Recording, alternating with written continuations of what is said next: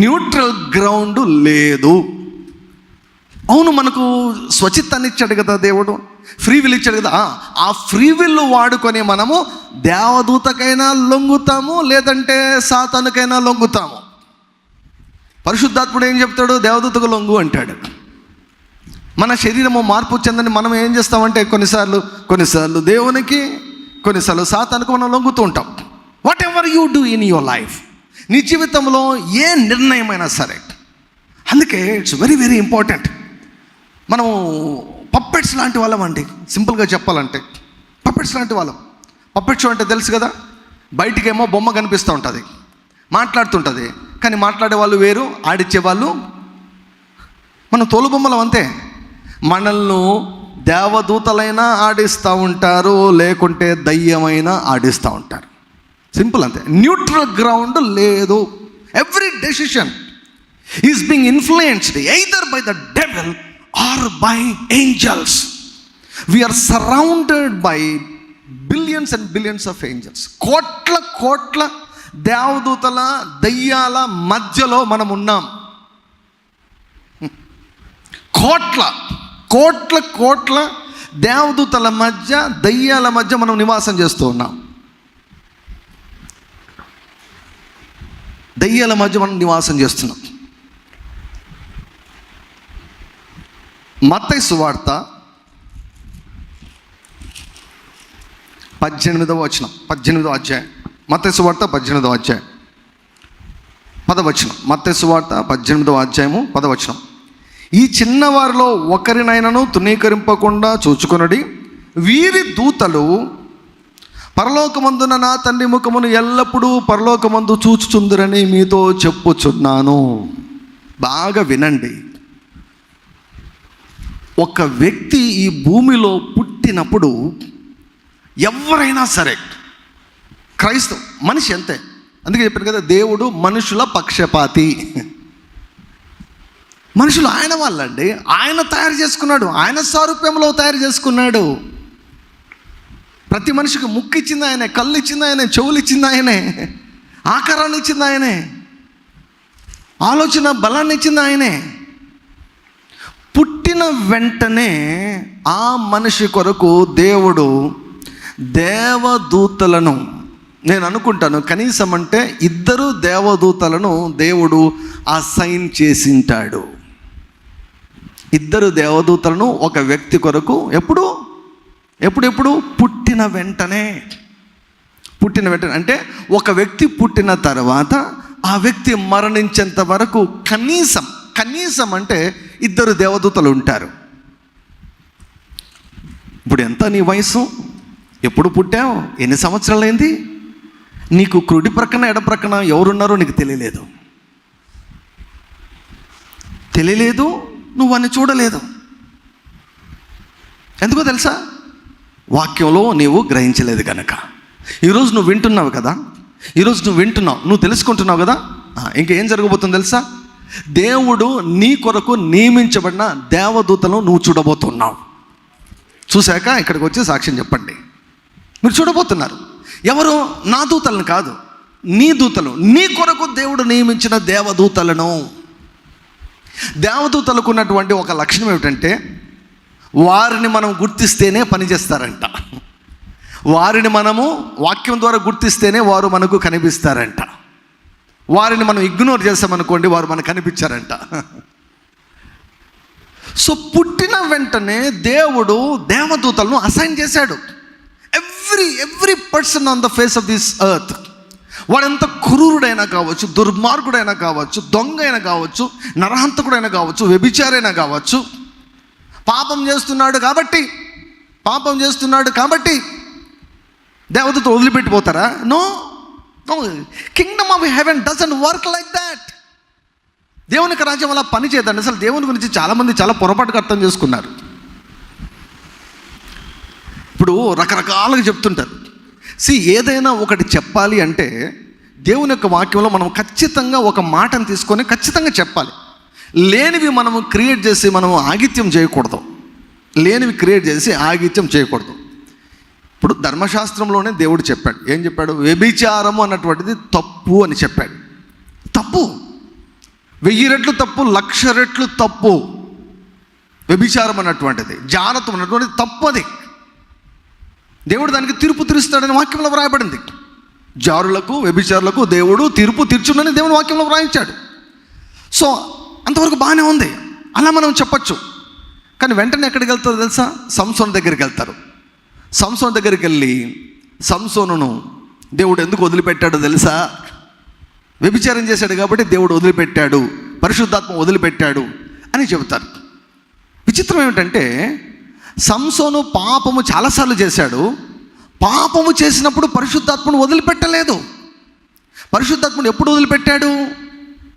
వెంట్రుకలు కత్తిరించబడినప్పుడు వదిలిపెట్టాడు.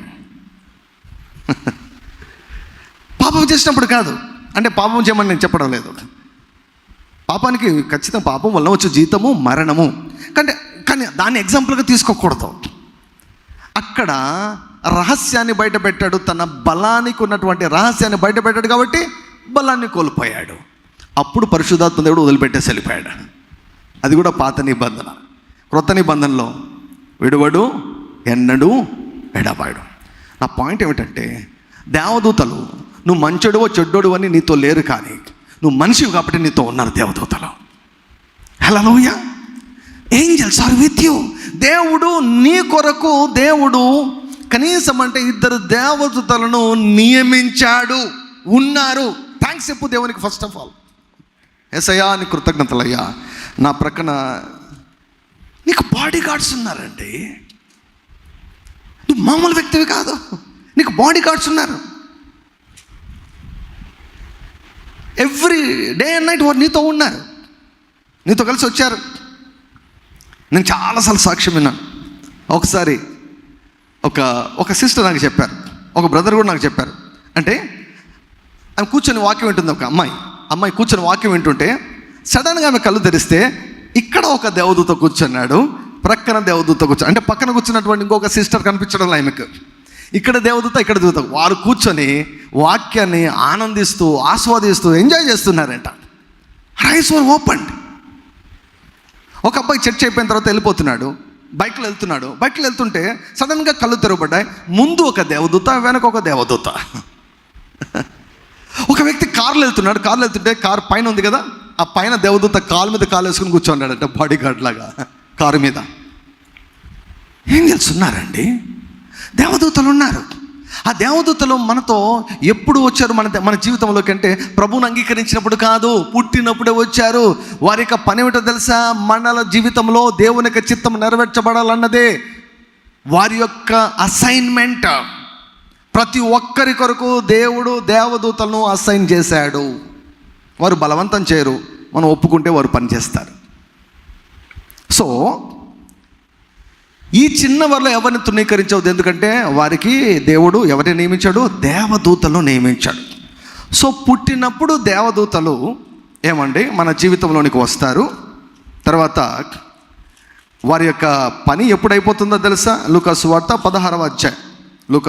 16వ అధ్యాయము లాజరు గురించి చెబుతూ చూడండి, 20 వచనం నుంచి 20, 21, 22. లూకా 16, 20, 21, 22. లాజరు అను ఒక దరిద్రుడుండెను. వాడు కురుపులతో నిండిన వాడే, ధనవంతునింట వాకిట పడి ఉండి అతని బల్ల మీద నుండి వాడు రొట్టె ముక్కలతో ఆకలిని తీర్చుకొని కోరెను. అంతేకాక కుక్కలు వచ్చి వాని కురుపులు నాకెను. ఆ దరిద్రుడు చనిపోయి దేవదూతల చేత అబ్రహాము రొమ్మున ఆనుకొనుటకు కొనిపోబడెను. దరిద్రుడు కానీ దేవదూతలు ఉన్నారు, కురుపులు ఉన్నాయి, దేవదూతలు ఉన్నారు. దరిద్రుడు, దేవదూతలు ఉన్నారు. సమాజంలో నిరాకరించబడ్డారు కానీ దేవదూతలు ఉన్నారు.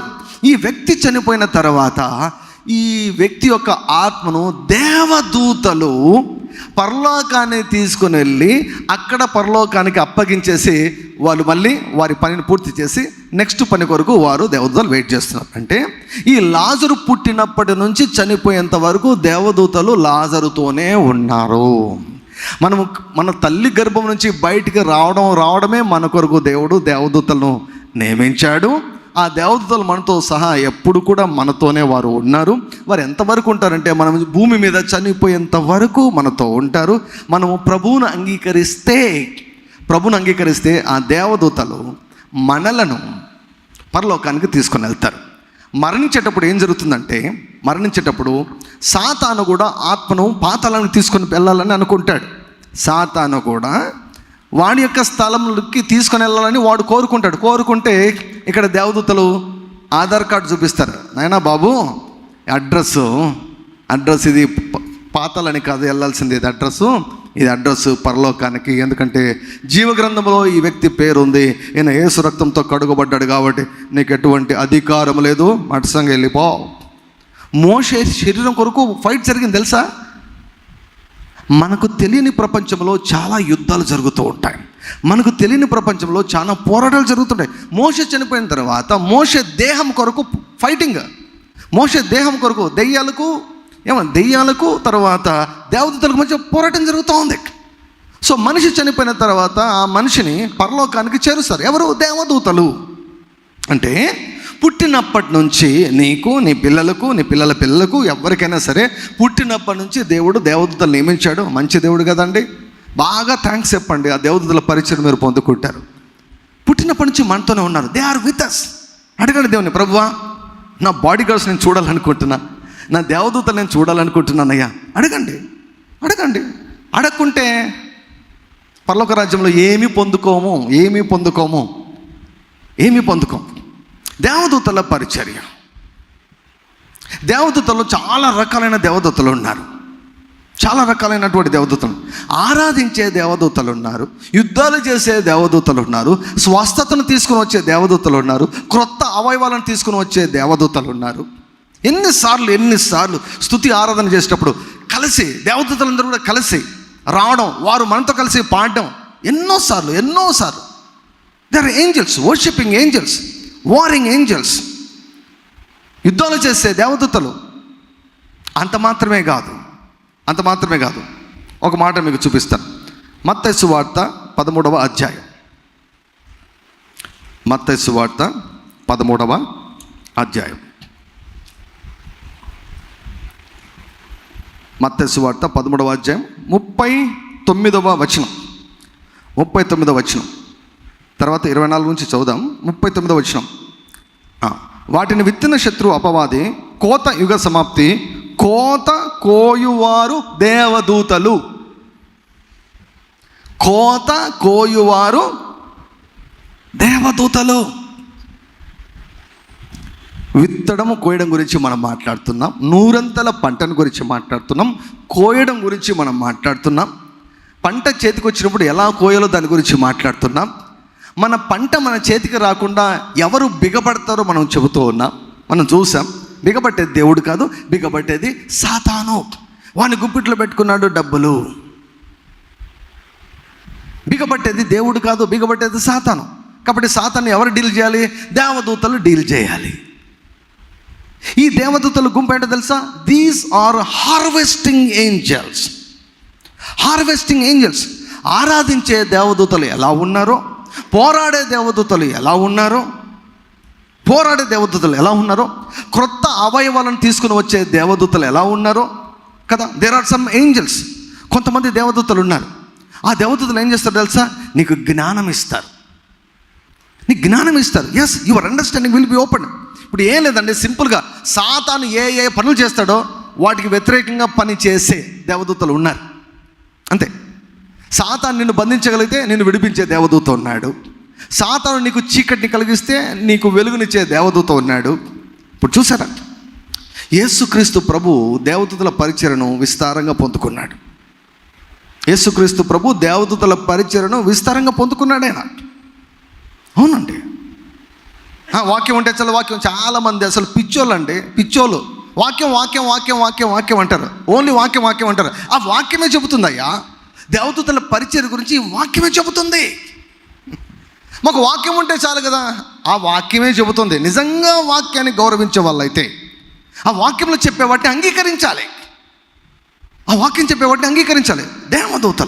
దేవదూతల పరిచర్య. హార్వెస్టింగ్ ఏంజల్స్, కోత కోసేవారు ఉన్నారు. నీకు నూరంతల పంట నీ చేతిలోకి వచ్చే చేసేదాని కొరకు ఒక దేవదూతల గుంపు ఉంది కదా. కోత కోయవారు ఎవరంట? దేవదూతలు. ఆరాధించే దేవదూతలు ఉన్నారు. ఏమంటే తెగుళ్ళు పంపే దేవదూతలు ఉన్నారు, స్వస్థతను తీసుకుని వచ్చే దేవదూతలు ఉన్నారు, పరలోకం నుంచి క్రొత్త అవయవాలను ఇలా పల్లెములో పట్టుకొని వచ్చి మీ చేతిలో పెట్టేసి ఏమండి మీ గుండె మార్పిడి చేసి వెళ్ళిపోయే దేవదూతలు ఉన్నారు. అవునండి, ఇట్స్ ట్రూ. కెన్నెత్ హ్యాగిన్ గారి యొక్క సతీమణి ఒరేతా హ్యాగిన్ గారు, ఆమె గుండె బాగా పాడైపోయిందంట. డాక్టర్లు చెప్పారు ఇట్స్ బియాండ్ రిపేర్ అని చెప్పారు, ఇక ఏం చేయలేమని చెప్పారు. కెన్నెత్ హ్యాగిన్ గారు ప్రార్థన చేశారు. ప్రార్థన చేస్తే దేవుడు చెప్పాడు, ఆపరేషన్ చేయించుకోవద్దు, ఆపరేషన్ చేయించుకుంటే ఆమె చనిపోతుంది, చేయించవద్దు అని చెప్పాడు. ఆపరేషన్ చేయించకూడదు, గుండె ఏమో పూర్తిగా పాడైపోయింది. కాబట్టి ఏం చేయాలి? ఇప్పుడు ఏం చేయాలి? ఎంత ప్రార్థన చేసినా కూడా వెంటనే జవాబు రాలేదు, నూనె రాసుకుంటే జవాబు రాలేదు. ఏం చేయాలి ఇప్పుడు? కెన్నెత్ హ్యాగిన్ గారు చెప్పారంట, నీవు దేవుని యొక్క వాక్యాన్ని విను, స్వస్థతను గురించిన దేవుని వాక్యాన్ని విను, హీలింగ్ గురించిన స్వస్థతను గురించిన వాక్యాన్ని విను అని ఒక క్యాసెట్ తీసుకొని, అప్పట్లో క్యాసెట్లు ఉండేవి కదండి, క్యాసెట్లో మనం రికార్డ్ చేయొచ్చు, మాట్లాడితే రికార్డ్ అవుతాయి. అలా క్యాసెట్లో హీలింగ్ స్క్రిప్చర్స్ అన్నీ కూడా చదివేసి క్యాసెట్లో పెట్టి ఇవి విను అని ఇచ్చాడట. సో ఒరేతా హ్యాగిన్ గారు దగ్గర 1 సంవత్సరం రోజులు దివారాత్రములు అంటే ఇంకంతే, అదే లోకం. ఇప్పుడు చూడండి, స్వస్థత ఆమె స్వాస్థ్యం, స్వస్థత పరలోక రాజ్యంలో ఉంది. పరలోక రాజ్యంలో ఆమెకు కావాల్సినటువంటి క్రొత్త గుండె కూడా ఉంది. ఆమె అనుకున్నట్టు వెంటనే ఒకరు ప్రార్థన చేస్తే ఆమెకు రాలేదు, కొంతమందికి వచ్చి ఆమెకు రాలేదు. మరి ఆమెకు రాలేదని చెప్పేసి ఆమె వదిలేయాలనా? నో.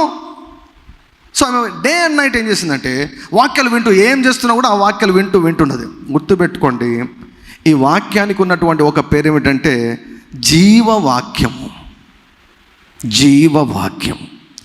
ఏ రోగమైనా మరణానికి నడిపిస్తుంది. ఇది జీవము కలిగినటువంటి వాక్యం. ఈ వాక్యము లోపలికి వెళ్తే ఏమీ చేయకుండా ఉంటుందా అండి? ఏమీ చేయకుండా ఉంటుందా ఈ వాక్యం లోపలికి వెళ్తే? జీవవాక్యం అంటే ఇది ప్రాణములోనికి, ఆత్మలోనికి మూలుగా, ఎముకలో మూలుగా ఉంటుంది కదా, ఆ మూలుగలోనికి కూడా వెళ్తుందంటే ఈ వాక్యం. That's powerful the word of God is. కాబట్టి ఆమె డే అండ్ నైట్ ఏం చేస్తుంది? జీవాన్ని లోపలికి రాణిస్తుంది, జీవాన్ని లోపలికి రాణిస్తూ ఉంది. దగ్గర 1 సంవత్సరం అయిందంట. ఒకరోజు ఆయన భర్తతో కలిసి అలా టీవీ చూస్తూ ఉన్నదంట. టీవీ చూస్తూ ఉంటే సడన్గా ఈమె కళ్ళు తెరవబడ్డాయి. ఒక దేవదూత ఒక మంచి బంగారు పల్లెములో ఒక న్యూ హార్ట్, క్రొత్త గుండెను దేవదూత తీసుకుని వచ్చి, ఆ దేవదూత ఈమె ఛాతిలో చేయబెట్టి ఆ పాత గుండెను తీసివేసి క్రొత్త గుండెను అక్కడ పెట్టేసి వెళ్ళిపోయాడంట. అది దర్శనం కలిగింది ఆమెకి. వెంటనే కెన్నెత్ హ్యాగిన్ గారు చెబితే ఆయన ఎగిరి గంతులు వేసాడంట. ఇప్పుడు వెళ్ళి మనం కన్ఫర్మ్ చేసుకుందాం ఇప్పుడు వెళ్ళి అని డాక్టర్ దగ్గరికి వెళ్తే డాక్టర్ చెప్పాడంట, you got a brand new heart. నీకు ఒక యవనస్తురాలికి ఉన్నటువంటి గుండె నీకు వచ్చింది, నీది క్రొత్త గుండె, ఇంతకుముందు ఉన్నటువంటి గుండె ఇది కాదు. పరలోక రాజ్యాన్ని ఆమె పట్టుకుంది. దేవదూత తీసుకొని వచ్చాడు. హీలింగ్ ఏంజల్స్ ఉన్నారు, క్రొత్త అవయవాలను తీసుకుని వచ్చే దేవదూతలు ఉన్నారు. అదే రీతిగా కోతను కోసే దేవదూతలు కూడా ఉన్నారు. అంటే నువ్వు విత్తిన దానికి ఉన్నటువంటి పంటను తీసుకుని వచ్చే దేవదూతలు ఉన్నారు. వారు వెయిట్ చేస్తూ ఉన్నారు. సాతాను బిగపడితే ఎవరు తీసుకొని రావాలి? దేవుడు తీసుకొని రాడు, దేవదూతలు తీసుకొని వస్తారు. సో దేవదూతల యొక్క పరిచర్య. ఇప్పుడు రండి, ఈ మాట చెప్పి నేను ముగిస్తాను. హెబ్రీలకు వ్రాయబడినటువంటి పత్రిక 1వ అధ్యాయము, హెబ్రీ 1వ అధ్యాయము 13-14. 1వ అధ్యాయం 13-14.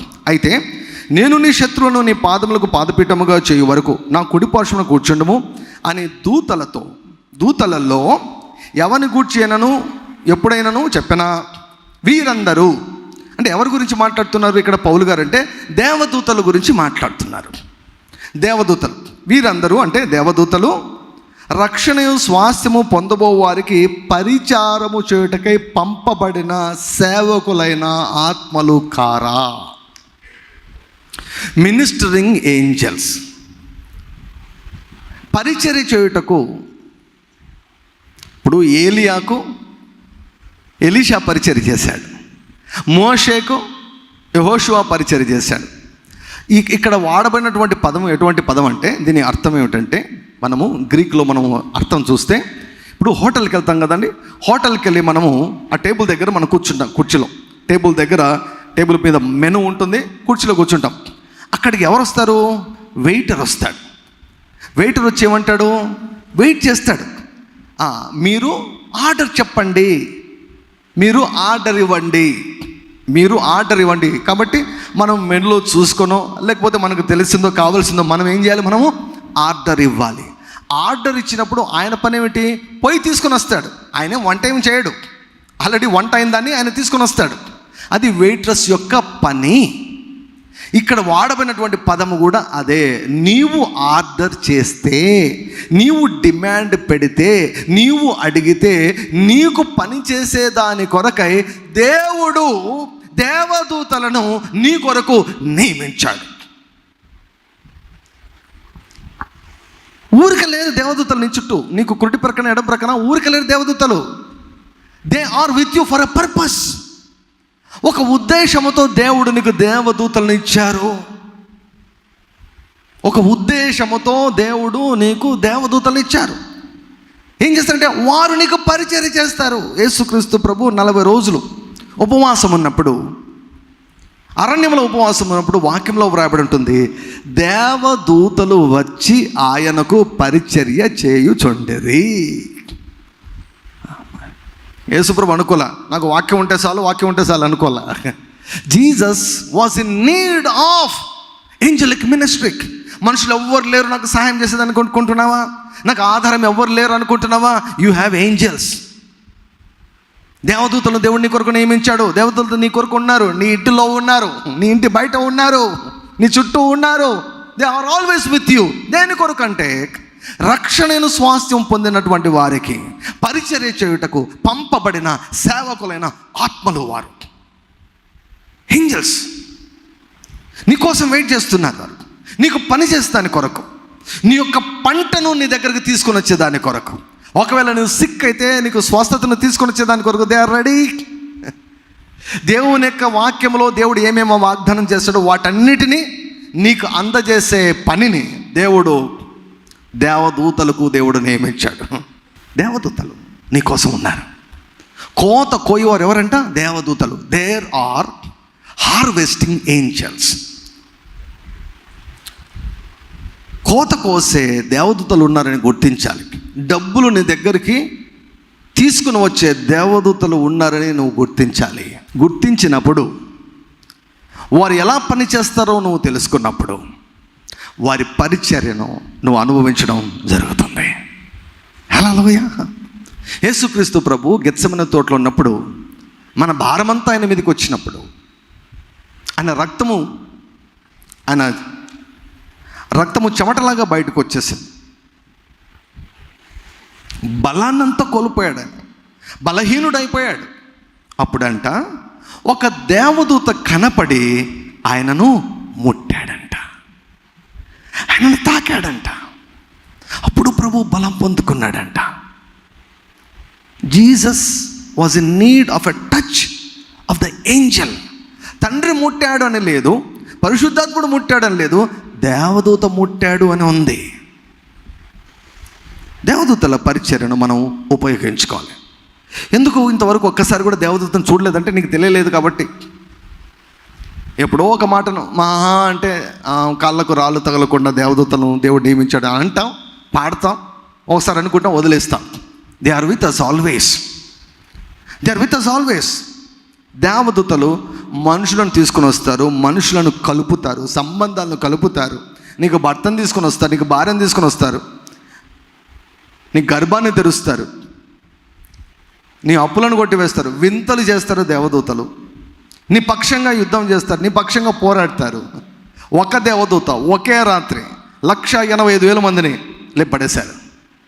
ఒకే దేవదూత. 4 దేవదూతలు చాలంట. తూర్పు, పడమర, ఉత్తరం, దక్షిణం నిలబడుకుంటే భూమి మొత్తం సర్వనాశనం అయిపోతుంది. 4 నీకు దేవుడు 2 దేవదూతలను ఇచ్చారు. మనం మామూలు వ్యక్తులం కాదు. We should know what we have in Christ. దేవుడు మనకు ఏమి ఇచ్చాడు మనం తెలుసుకోవాలి. తెలుసుకుంటేనే అవి పనిచేస్తాయి. తెలుసుకుంటే పని చేస్తాయి. వచ్చే వారం చూద్దాం ఎలా మన దేవదూతల పరిచర్యను మనము అనుభవించాలి. How we can activate our angels to work for us. మన కొరకు దేవదూతలు ఎలా పని చేస్తారో మనం తెలుసుకుందాం వచ్చేవారు. మనం చేసే కొన్ని పనులను బట్టి దేవదూతలు బంధించబడి ఉంటారు. మనం చేసే కొన్ని పనులను బట్టి దేవదూతలు చురుకుగా మన కొరకు పని చేస్తారు. దేవదూతలను దేవుడు మన కొరకు పరిచర్య కొరకు దేవుడు నియమిస్తే ఎన్నిసార్లు వాడుకున్నావు దేవదూతల పరిచర్య నీ జీవితంలో? ఎన్నిసార్లు వాడుకున్నావు దేవదూతల పరిచర్య నీ జీవితంలో? ఈ రోజు నుంచి మొదలుపెట్టు. ఫస్ట్ థ్యాంక్స్ చెప్పు దేవునికి. దేవా, నాకు తెలియదయ్యా, పుట్టినప్పుడే నాకు దేవదూతలు ఇచ్చారంట. ఆ దేవతలు నాతో ఎల్లప్పుడూ ఉన్నారంట. నేను పొరపాట్లు చేసినప్పుడు నన్ను వదిలిపెట్టి వెళ్ళిపోలేదు. నేను తప్పు చేసినప్పుడు వాళ్ళు వెళ్ళిపోలేదు. ఈరోజు వరకు కూడా వారు ఉన్నారు. చనిపోయేంత వరకు వీరు నాతో ఉంటారయ్యా. నీ కృతజ్ఞతలు అయినా, నీ ఫస్ట్ థ్యాంక్స్ చెప్పండి. దేవుడు కళ్ళు తెరుస్తాడు. మీ దేవదూతలు చూడండి. వారితో మీరు మాట్లాడవచ్చు. వారికి మీ ఆర్డర్స్ ఇవ్వచ్చు. నాకు ఇది కావాలి తీసుకోండి అని చెప్పచ్చు. You can talk to the angels. మీరు తెలుసుకుంటున్నారు గనుక మీ మనోనేతలు తెరవబడతాయి. దేవుడు మీ మనోనేతలు తెరిచినప్పుడు you can talk to the angels. వారు ఒకరికి కనిపించకుండా కూడా వారికి ఆర్డర్స్ వేయచ్చు. వారితో పని చేయించుకోండి. 100 పంటను తీసుకుని వచ్చే బాధ్యత ఎవరితో తెలుసా? దేవదూతలది. 100 పంటను బిగబట్టే పని ఎవరిదంటే దయ్యంగాడిది. 100 పంటను ఇచ్చే పని ఎవరిదంటే దేవుంది. 100 పంట రావాలంటే విత్తాల్సిన పని ఎవరిదంటే మనది. మన పని విత్తడం, దేవుని పని 100 పంట ఇవ్వడము, సాతాను గని పని బిగబట్టడము, దేవదూతల పని బిగపట్టబడిన 100 పంట తీసుకుని వచ్చి మన ఒడిలో వేయడం. This is how the Kingdom of God is working. It will continue to work in this way. ఇది తెలిసినట్లయితే దేవుని యొక్క రాజ్యాన్ని, పరలోక రాజ్యాన్ని మనము పోరాడి మన కొరకు దేవుడు నియమించిన ప్రతి విధమైన స్వాస్థ్యాన్ని మనము చేసుకుంటాం. హల్లెలూయా. పరిచర్య చేసే దాని కొరకు దేవుడు మనకు దేవదూతలు నియమించాడు. ప్రభువును అంగీకరించకుండా ఉంటే ఏమవుతుందంటే, చనిపోయినప్పుడు సాతాను అంటాడు, ఇది నాది అంటాడు, ఈ వ్యక్తి నావాడు అంటాడు అని చెప్పి ఏం చేస్తాడు తెలుసా? ఆ ఆత్మను పాతాళానికి వాడు తీసుకొని పోతాడు. దేవదూతలు ప్లస్ దేవుడు ఒక మనిషి చనిపోయేంత వరకు వెయిట్ చేస్తారు. అంగీకరిస్తాడేమో అని చనిపోయేంత వరకు వెయిట్ చేస్తారు. చనిపోయేటప్పుడు కూడా అంగీకరించలేదు అనుకోండి, దేవుడు ఏం చేయలేడు, దేవదూతలు ఏం చేయలేరు. అందుకే నేను చెప్పాను కదా, దేవుడు మనకు స్వేచ్ఛనిచ్చాడు. మన నిర్ణయం